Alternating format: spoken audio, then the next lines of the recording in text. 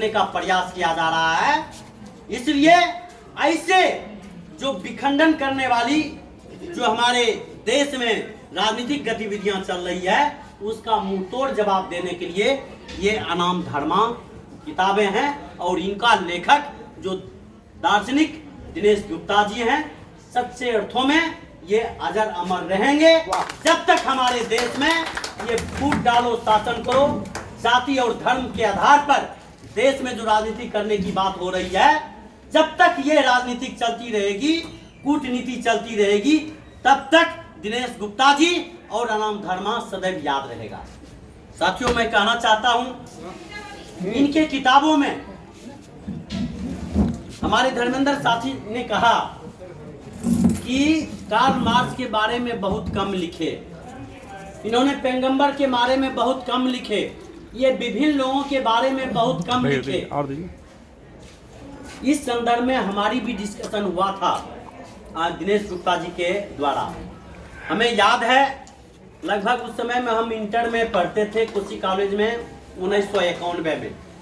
उसके बाद लगातार हम लोग सामाजिक गतिविधि में, छात्र राजनीति में हम लोग कोसी कॉलेज में पढ़ाई के साथ साथ लड़ाई भी करने का काम करते थे। तो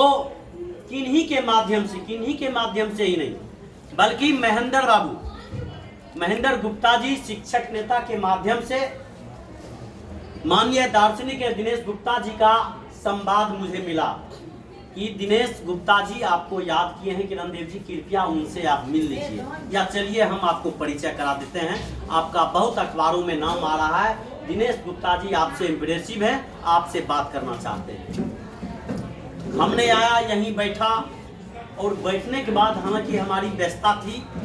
बावजूद इसके इनके निकट बैठने के बाद हमको समय का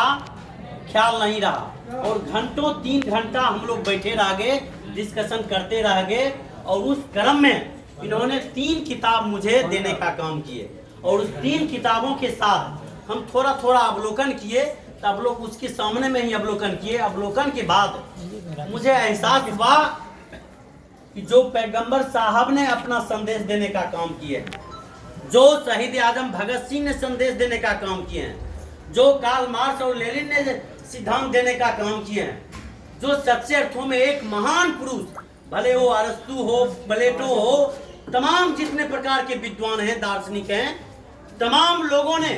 जो संदेश देने का काम किए हैं और सभी लोगों का संदेश मात्र एक ही है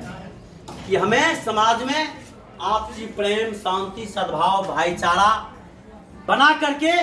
सच्चे अर्थों में हमारा समाज का कल्याण हो, हमारी ईमानदारी हो और नैतिकता हमें बनी रहे और सभी हम सब मिल करके परिवार के साथ, समाज के साथ देश का विकास, उन्नति की ओर हम ले जाएं। यही मुख्य उद्देश्य है। हमारे मानव कल्याण के संदर्भ में जो सोच है सभी धर्मों में, शास्त्रों में, वही संदेश को एक बृहत पैमाने पर जो इन्होंने देखा, दार्शनिक दिनेश गुप्ता जी ने देखा कि हमारे समाज में जाति आधारित समाज का निर्माण हुआ है, हजारों जाति में विखंडित कर दिया गया है हमारी समाज की एकता को, और तो और धर्म के नाम पर हमारे देश को, हमारे समाज को बांटा जा रहा है। ये चीज देखे और जिस प्रकार से इन्होंने देखा कि विभिन्न जगहों में दंगा फसाद हो रहा है, किस नाम पर? तो धर्म के नाम पर। तो इन्हें लगा कि ये सारे फसाद का जड़ ये धर्म ही है और धर्म ये हफीम है, जो हफीम आज की तरह शराब जो पी ले, स्मैक जो पी रहा है आज हमारे समाज के लोग, नौजवान लोग स्मैक पी करके स्मैक में धुत हो रहे हैं, तो ये धर्म भी एक शराब है, हफीम है, इसमें धुत हो करके सारे लोग जो हमारे समाज की एकता, अखंडता, संप्रभुता को नष्ट करने का काम कर रहे हैं, खंडित करने का काम कर रहे हैं। इस जगह इन्होंने बड़ी ही मार्मिक तरीके से, व्यापक तरीके से, गंभीरता से इन्होंने चिंतन करने का काम किया और इनके दिमाग में आया कि क्यों नहीं ये सारे धर्म को ही खत्म कर दिया जाए, नाम खत्म कर दिया जाए। धर्म की जो मूल रूप है, जो मूल सिद्धांत है, उसे खत्म करने की बात नहीं कर रहे हैं। ये कह रहे हैं कि हिंदू, मुस्लिम, सिख, ईसाई, बौद्ध, जैन,